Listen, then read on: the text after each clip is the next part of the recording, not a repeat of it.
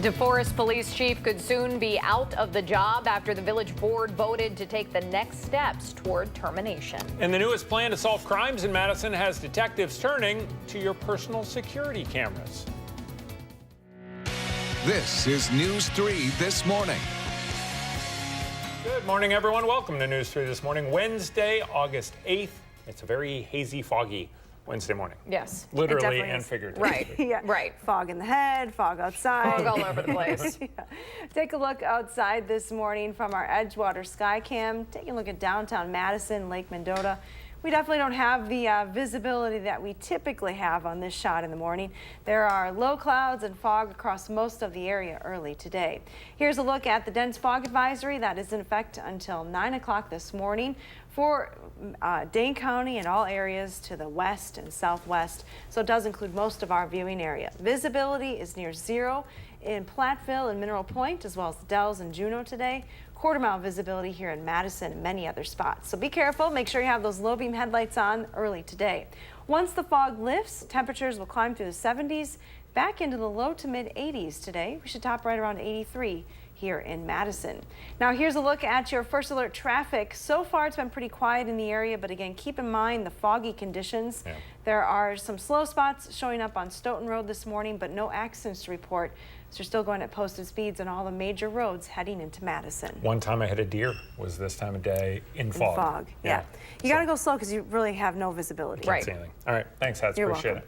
We start the news this morning with new information out of DeForest, where the village board is preparing to file a complaint against its police chief over the next day or two. Board members made the decision to do so in a closed session last night. This is in response to a video that surfaced online showing Chief Daniel Furseth making comments about a group of African-American men from a squad car in May of 2015 before he led the department. Furseth rescinded his offer to resign as chief earlier this summer. The village's police and fire commission could decide to fire Furseth once the board files that complaint. The Madison man accused in a fatal drunk driving crash this summer should hear the criminal charges against him later this morning. Madison police officers say 22-year-old Gavin Viam admitted taking LSD and drinking before he crashed into another car at a red light at the intersection of John Nolan and Blair Street. 45-year-old Deano McCullough died in that crash.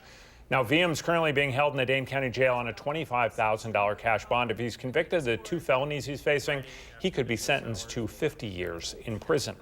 2 Madison men are admitting their role in a robbery last summer that led to the death of a contractor. Both 26-year-old Xavier Fleming and 33-year-old Nicholas Ivy pleaded guilty in Dane County Court on Tuesday. They will be sentenced in November. The robbery happened at the Culvers off Todd Drive last June when 56-year-old Chris Kniebel and his team were doing flooring work inside the restaurant. Kniebel had a heart attack and died during that robbery. 6:03 right now, and all 8 Democratic candidates for governor will participate in a forum tonight, less than a week before the primary election. WORT-FM Radio, the Isthmus, and the Progressive Magazine are hosting that event at the Madison Public Library's Central Branch downtown.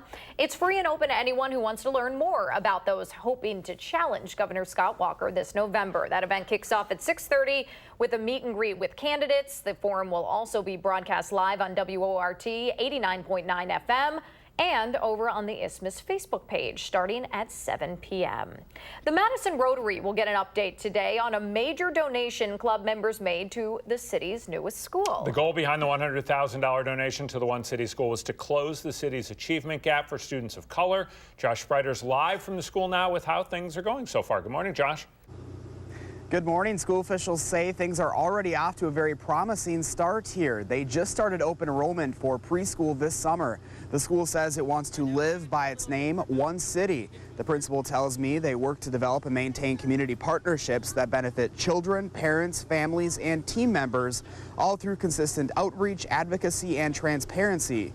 He says it's all about starting kids young, getting them reading ready by the time school comes around. Students are engaged because they're involved in things that they're interested in. You know, it's not a revolutionary concept that when you're interested in what you're doing, you're going to do well, you know, and it's not revolutionary that kids learn through play. The thing is that we're kind of taking that as our foundation and expanding on it.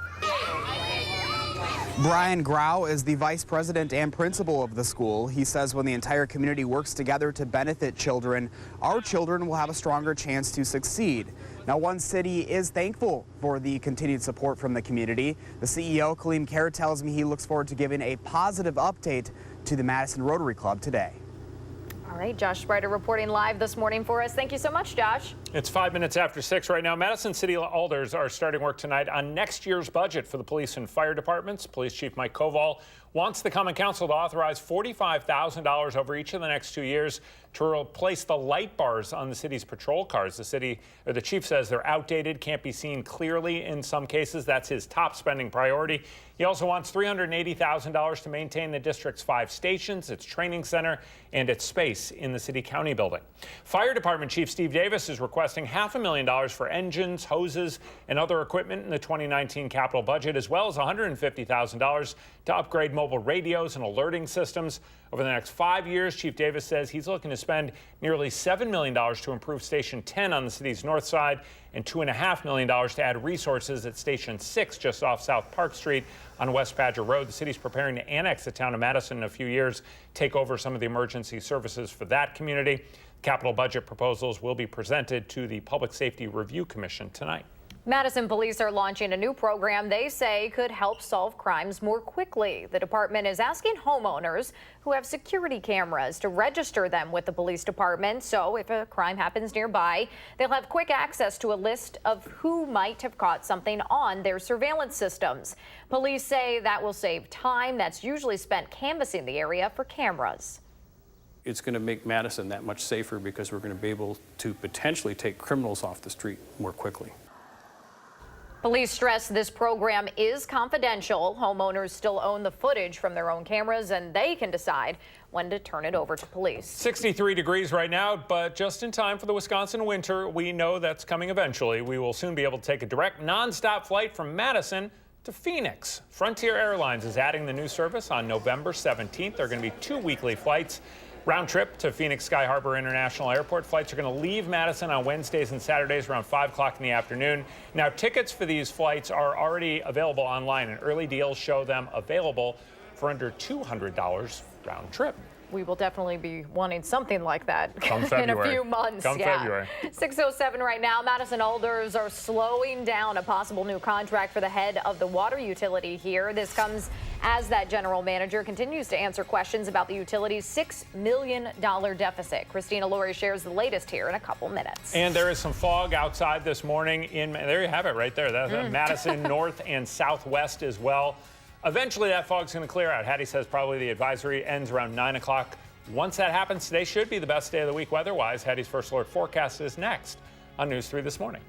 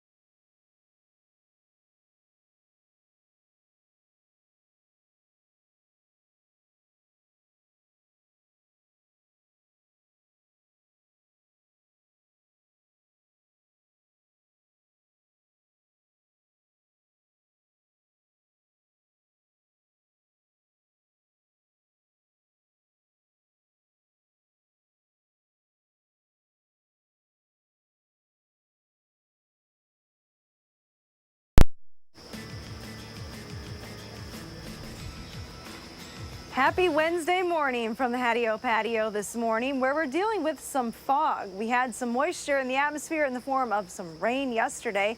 And here is a look at Doppler track amounts on those rain totals.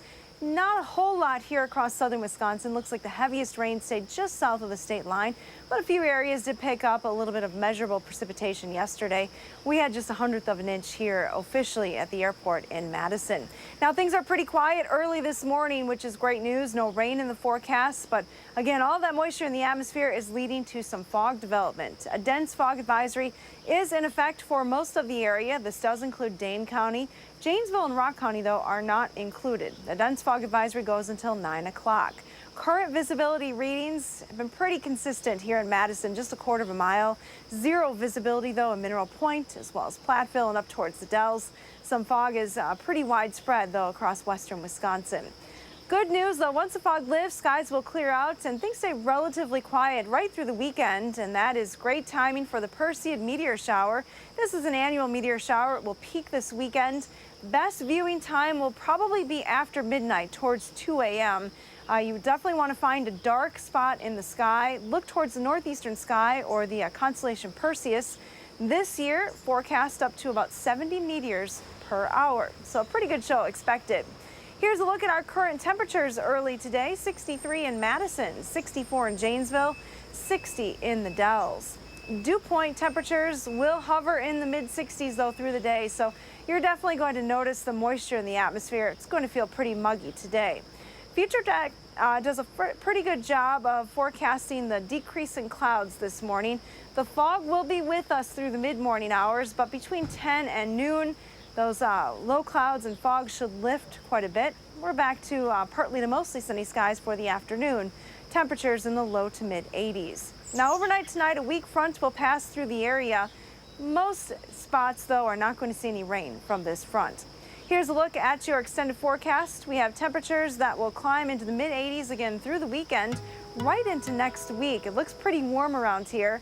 Chances for afternoon showers or thunderstorms return Thursday through Saturday. Again, slight chances, though. Will look mainly dry through the weekend. And now let's get a look at your first alert traffic update this morning. Here's Josh Tim. Yeah, like Hattie said, it's a very foggy start to the commute this morning. Just make sure you give yourself some extra time and have those headlights on for safety. So far, though, the Beltline is moving well. No major delays showing up yet in either direction.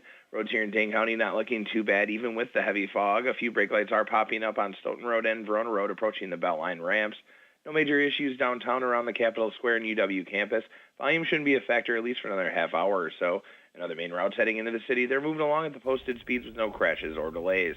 Your first alert traffic, I'm Josh Tim. Thank you, Josh. Thank you, Hattie. The DNR board votes today on an emergency rule requiring deer farms in the state to upgrade their fences to slow the spread of chronic wasting disease. The vote in Green Bay could mean deer farms have to spend tens of thousands of dollars installing solid barriers or electric fences to keep those animals on their property. The proposal would also prevent deer hunters from taking carcasses that they harvest in CWD-affected counties across county lines unless they take extra steps to reduce the risk of spreading that disease. Walworth County is the latest county here in Wisconsin suing major drug companies for their role in the opioid epidemic. Already, Dane, Rock, Milwaukee, and more than 60 other counties across Wisconsin are seeking punitive damages against 15 different pharmaceutical companies, including Purdue Pharma, Johnson & Johnson, and Walmart. Now, some of the money requested would cover medical treatment for patients who are addicted to opioids and for children as well, born dependent on those drugs. Now, according to the National Institutes of Health, Wisconsin had more than 850 reported opioid-related overdose deaths in 2016. 6:15 on this Wednesday morning, the Madison Common Council wants to make sure the water utility does not end up with another $6 million deficit before it approves a new deal for the general manager. That's why alders last night delayed renewing the $150,000 per year contract for Tom Heikkinen. Christina Laurie is live in the news center this morning with more on what was discussed. Good morning, Christina. Adam and Danica, the contract of Water Utility General Manager Tom Heikkinen is going back to the Water Utility Board after the City Council's vote last night. The Common Council wants to give the members of that board a chance to add more conditions to Heikkinen's proposed 5-year contract extension.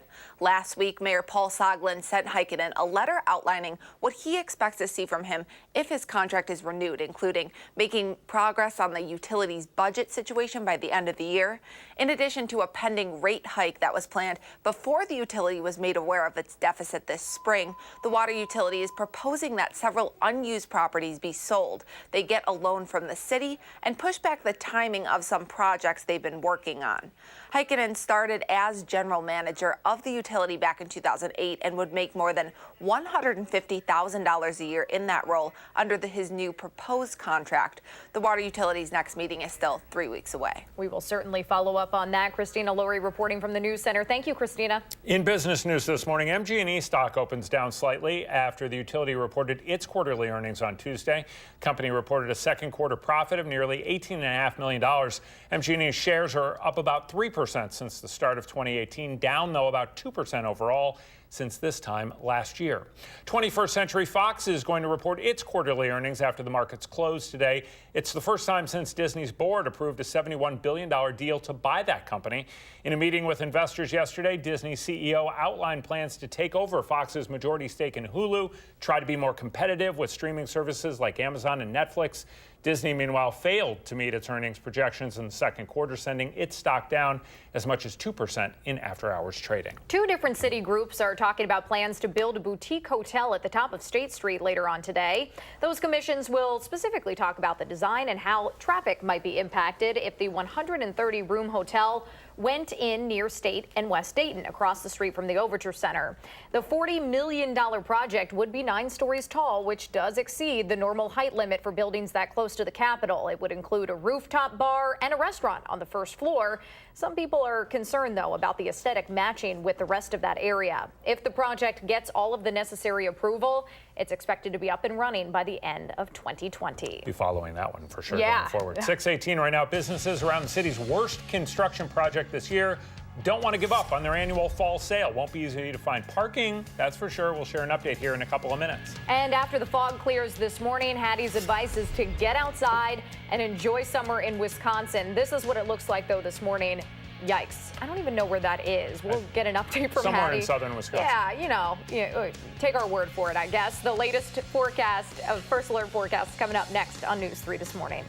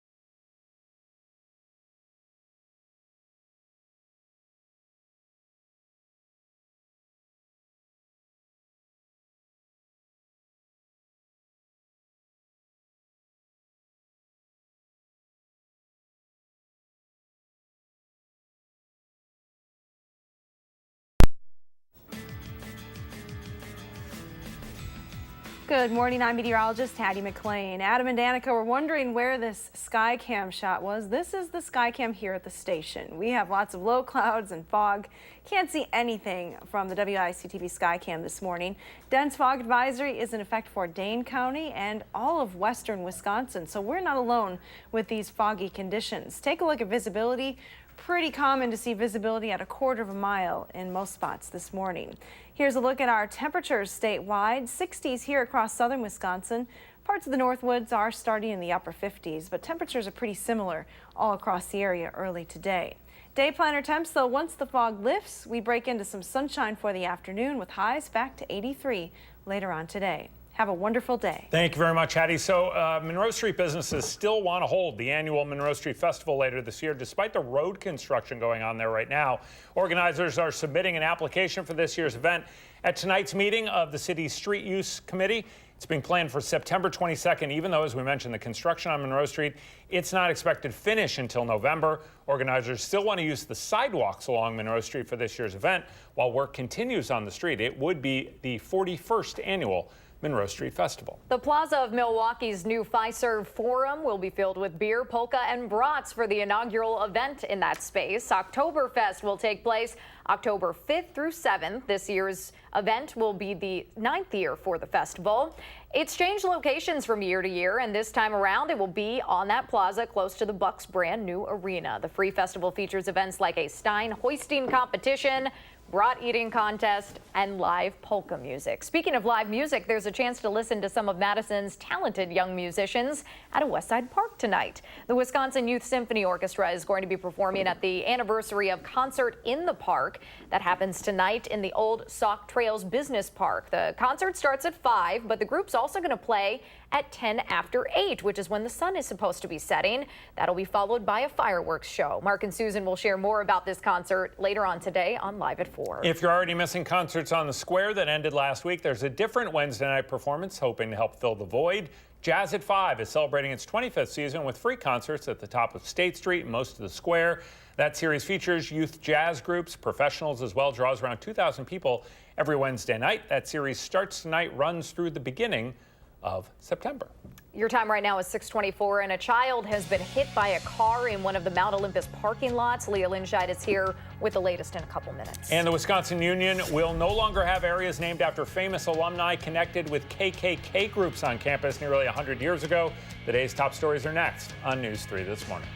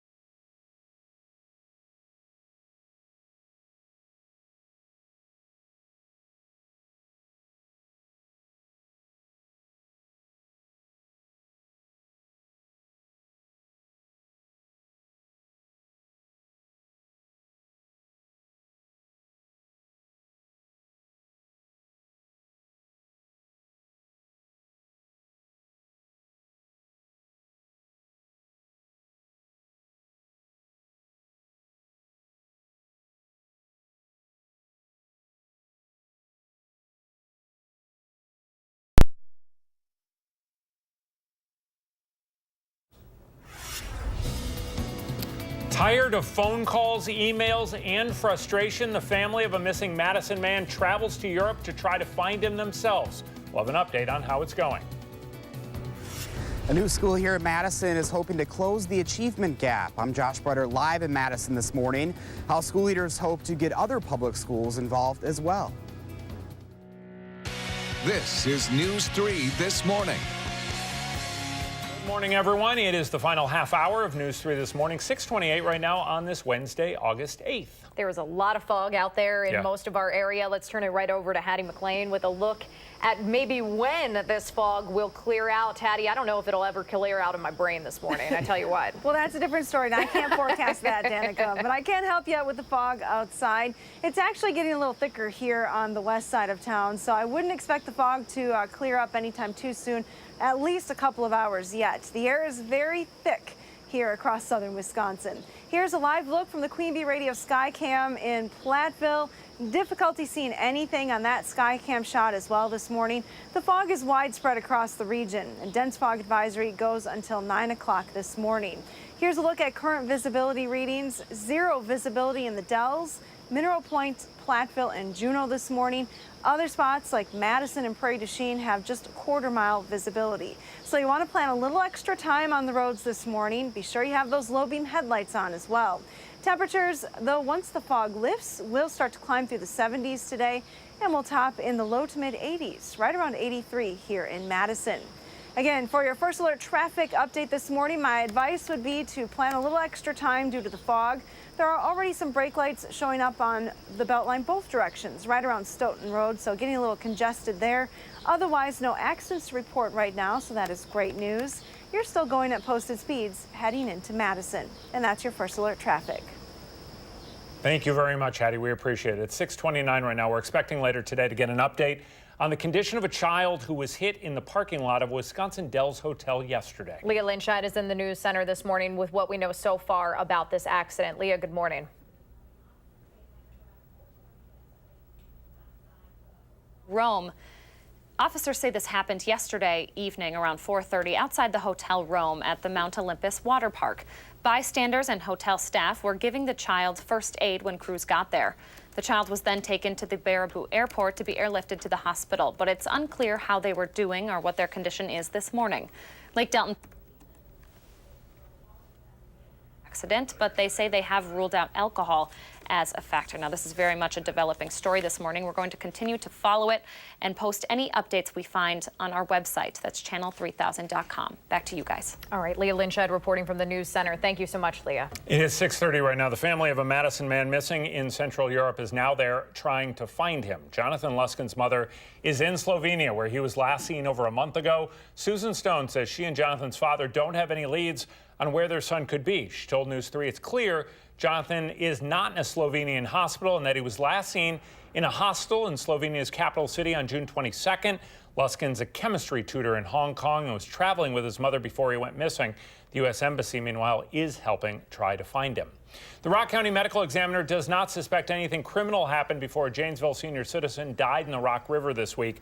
A neighbor near the Centerway Dam found 68-year-old Daniel Eccles on Monday, and the water called 911. The medical examiner says the exact cause of death is still under investigation. There's a first alert traffic note for you this morning, one that you actually might be happy to hear. We don't get to do this often. The construction project on County Highway P in Cross Plains is ahead of schedule. That involves replacing all utilities underneath the road, updating the sewer and water mains there, and adding curbs and gutters.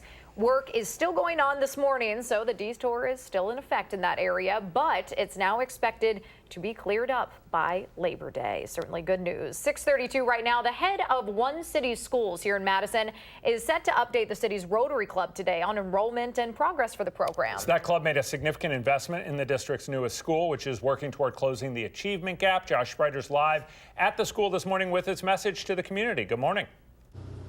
Good morning. The founder of One City Schools, Kaleem Kerr, says he looks forward to giving a positive update to the Madison Rotary Club today. Last year, the club awarded One City Schools a $100,000 grant to help in the effort. That grant helped launch a new free public charter school this summer. The school believes we need to be doing more with our kids from birth to age 5 for success in later school in life and ensure that they enter grade school reading ready. One City believes in the village concept, meaning it truly takes a village to raise successful children. There's a lot of intelligence, creativity, life experiences, cultural diversity, linguistic diversity, that if we can, put it all together in a school that really values all those things, that we're going to create something that's pretty fantastic, that, could be a model for other schools and other school districts. Principal Brian Grouse says enrollment continues to go up at One City. They're almost to their goal, but look forward to bringing in even more kids. He tells me he wants to continue to develop as much as they can, and hopefully other public schools will catch on to their mission. Guys. So if they're measuring success by laughter or sound of laughter, I think they're doing pretty well so far. I think they would win if they were going off of that. All right. Enthusiasm for sure. Josh Breiter reporting live for us this morning. Thank you. 6:33 right now. So one of the best events in Madison is set for this weekend as a local nonprofit makes sure thousands of kids in our community are actually ready for school when it starts next month. 100 Black Men in Madison's hoping to help roughly 2,000 families this year by giving out free backpacks Saturday at its 24th annual back-to-school event. In that time frame, the group has given out around 32,000 backpacks filled with school supplies for families who go. There are going to be vendors registering kids for after-school educational programs, and there are also going to be programs specifically designed for kids of color to help them understand they can make it and succeed in college. This runs from 9 to noon on Saturday at Madison College's Truax campus. After months of studying, debate, and community feedback, 2 areas in UW-Madison's Memorial Union will have new names.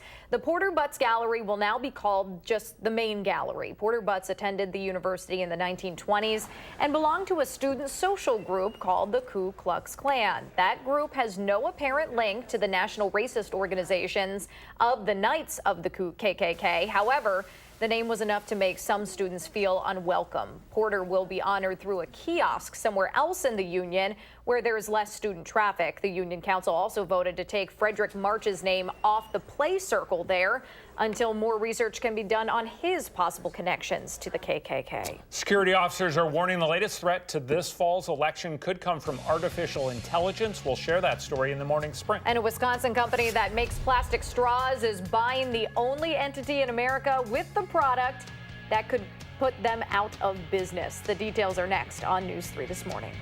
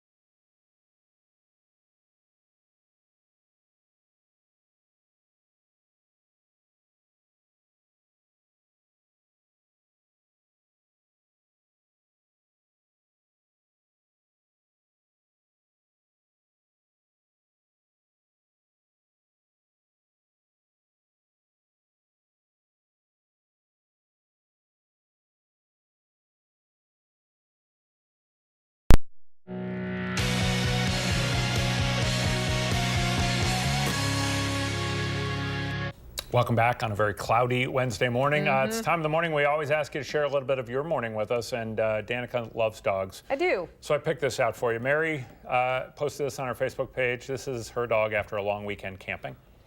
I don't need to be out camping for a weekend to feel like this in the morning. I tell you what. That's called Monday through Friday. Yes, indeed. Thank you very much for sharing, Mary. We appreciate it. What does your morning look like? Take a picture, post it over on our Facebook, Twitter, Instagram page. Whatever it is, use the hashtag MyNews3Morning.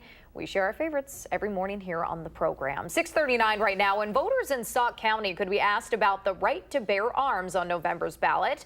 The Baraboo News Republic is reporting this morning a county committee voted Tuesday to send the advisory referendum issue to the full board. If it's approved, voters would be asked what they think about more restrictions on firearms.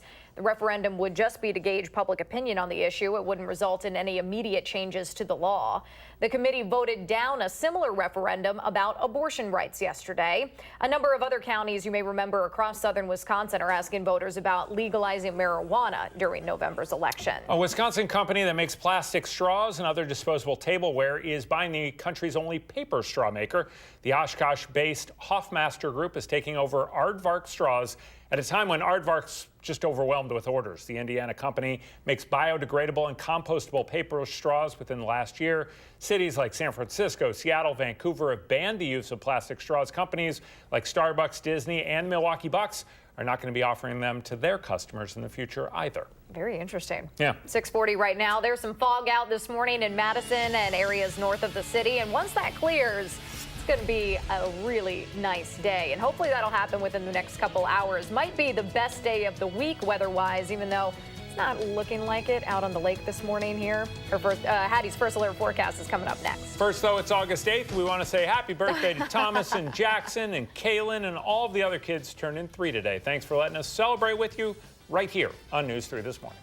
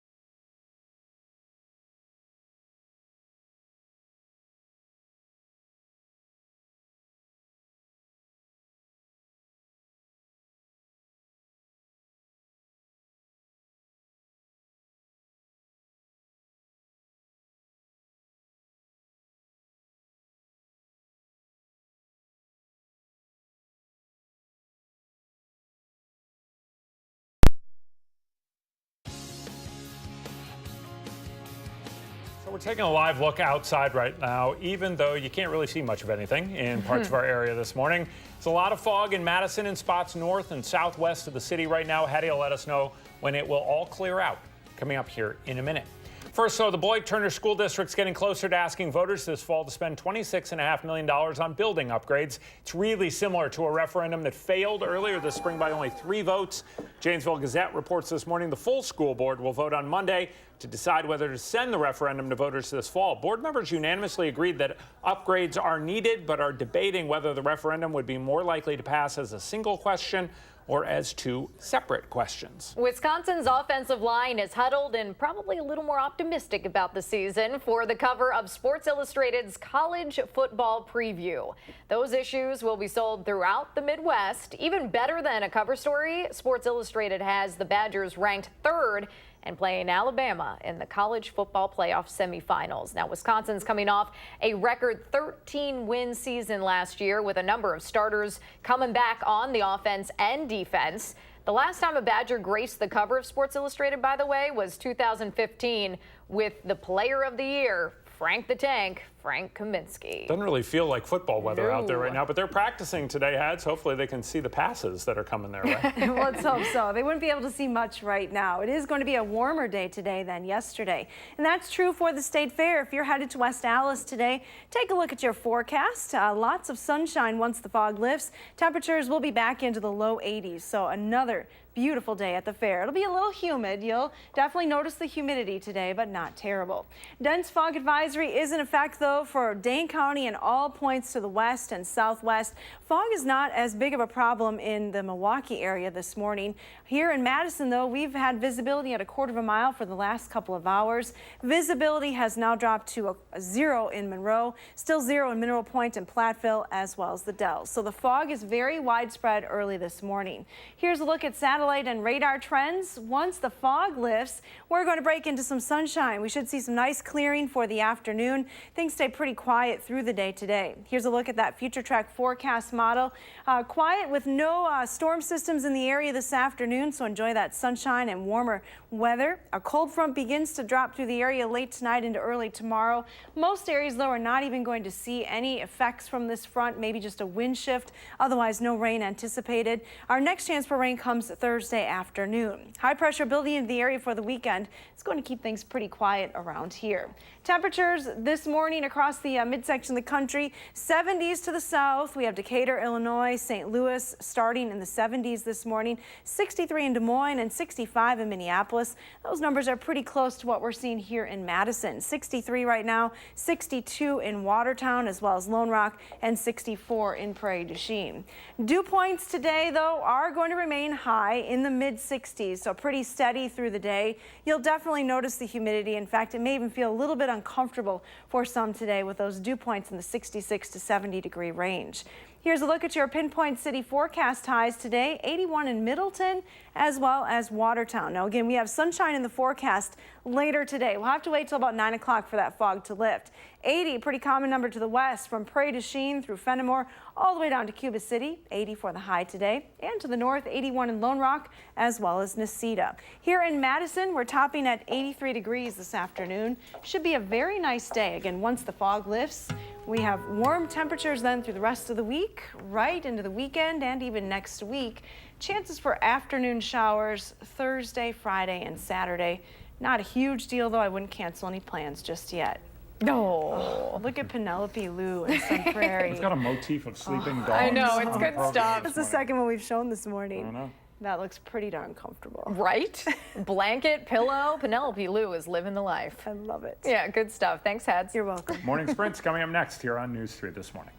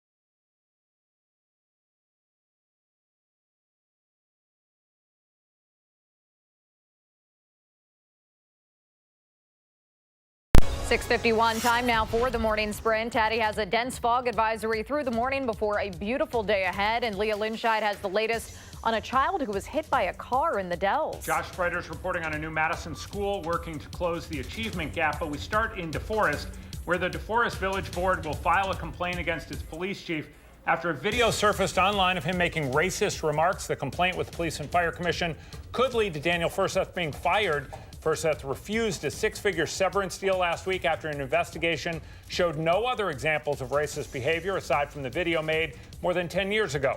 Furseth has worked for that village for nearly 30 years. The Madison man accused in a fatal drunk driving crash this summer should hear the criminal charges against him at an arraignment this morning. Madison police officers say 22-year-old Gavin Viam admitted to taking LSD and drinking before he crashed into another car at the intersection of John Nolan and Blair Street. 45-year-old Deano McCullough died in that crash. Viam could be sentenced to 50 years in prison if he's convicted on the 2 felonies he faces. The family of a Madison man missing in Central Europe is now there trying to find him. Jonathan Luskin's mother is in Slovenia, where Jonathan was last seen more than a month ago. Susan Stone says she's learned Jonathan is not in a Slovenian hospital and that he was last seen in a hostel in Slovenia's capital city on June 22nd, but she doesn't have many other leads.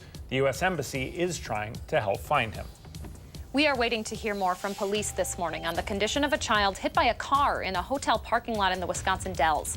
Officers say it happened around 4:30 yesterday evening outside the Hotel Rome that's at the Mount Olympus water park. The child was taken to the Baraboo Airport to be airlifted to the hospital, but it's unclear how they were doing at that point or what their condition is this morning. Lake Delton Police and the Wisconsin State Patrol are investigating the accident, but say they have ruled out alcohol as a factor. Leah, thank you. Madison police are asking homeowners to register security cameras they have with the department, so officers have a running list of who might have captured footage of a crime. Police say that could help save any time usually spent on canvassing an area for cameras. Homeowners would still own the camera's footage and could decide when to turn it over to police. A local school leader will give an update to the Madison Rotary Club today regarding his mission in closing the achievement gap here in Madison. Last year, the club awarded one city's schools a $100,000 grant to help in the effort. That grant helped launch a new free public charter school this summer. The school claims we need to be doing more with our kids from birth to age 5 for success in school and life and ensure they enter grade school reading ready. One city believes in the village concept, meaning it truly takes a village to raise successful children. The CEO tells me when the entire community comes together and works together to benefit children, regardless of status, our children will have a stronger chance in succeeding. We're starting with dense fog this morning. In fact, a dense fog advisory is in effect for most of the area until 9 o'clock this morning. Visibility has not changed much this morning. 0 or a quarter-mile visibility in most spots from Madison towards the Mississippi River. So be aware of that fog early today. The fog will lift by mid-morning. Then we're headed to highs in the low to mid-80s this afternoon. Thank you, Hattie. American intelligence officers are warning the upcoming midterm elections are under threat from hackers and artificial intelligence. The fear is that AI could infiltrate computers, use facial recognition technology to change what different users see on their screen. Experts say grassroots political organizations could be hurt the most because they don't have the time or the money to fight off a campaign like that. All 8 Democratic candidates for governor will take part in a forum tonight, less than a week before the primary elections. That event's open to anyone who wants to learn more about the people hoping to run against Governor Walker in November. It starts at 6:30 with a meet and greet. The forum starts at 7 and will be broadcast live on WORT 89.9 FM and over on the Isthmus Facebook page. The Madison water utility is currently facing a $6 million deficit, and the city council is in no rush to extend the general manager of that utility's contract. The State Journal reports the city council voted to renew a 5-year contract extension for the general manager, Tom Heikkinen, to the water utility board so that members will be able to potentially add conditions to his contract, like making progress on the utility's budget situation by the end of the year. Heikkinen started as general manager of the utility in 2008 and would make more than $150,000 a year under the terms of his new proposed contract. Thank you, Christina. 2 iconic locations at the Memorial Union will no longer be named after 2 prominent alumni connected to the KKK nearly 100 years ago. The Porter Butts Gallery and the Frederick March Play Circle will now have new names, the Main Gallery and the Play Circle. Porter Butts belonged to a 1920s student group called the Ku Klux Klan, which didn't have any apparent link to the national racist group, but the Union Council says more research into Frederick March is needed. It may still be in the 60s at 6:56 a.m. for now, but those of you already looking to escape Wisconsin's winters, Frontier Airlines is adding a new direct flight from Madison to Phoenix starting November 17th. There will be 2 weekly flights leaving Madison on Wednesdays and Saturdays around 5 o'clock. Online right now, these tickets for the flights are going for under $200 round trip. City leaders tonight are looking at designs for a 130-room hotel at the top of State Street across from the Overture Center. The $40 million project would be 9 stories tall. Now, that exceeds the normal height limit for buildings that close to the Capitol. It would have a rooftop bar. Critics are worried about its impact on the area's historic architecture. If the project is approved, that hotel could be open by the end of 2020. It is almost 6:57 right now. That fog has made for really low visibility out on the roads this morning. Let's check in one more time with Josh Tim to see how that's affecting traffic. Yeah, good morning. Still with that dense fog advisory here in southern Wisconsin. Make sure you give yourself a little extra time this morning and have those lights on. But right now, the Beltline does seem to be moving well in both directions. No major issues showing up. There are a few brake lights beginning to pop up on inbound John Nolan between Rimrock and Olin Avenue, but that should only slow you down an extra minute or two.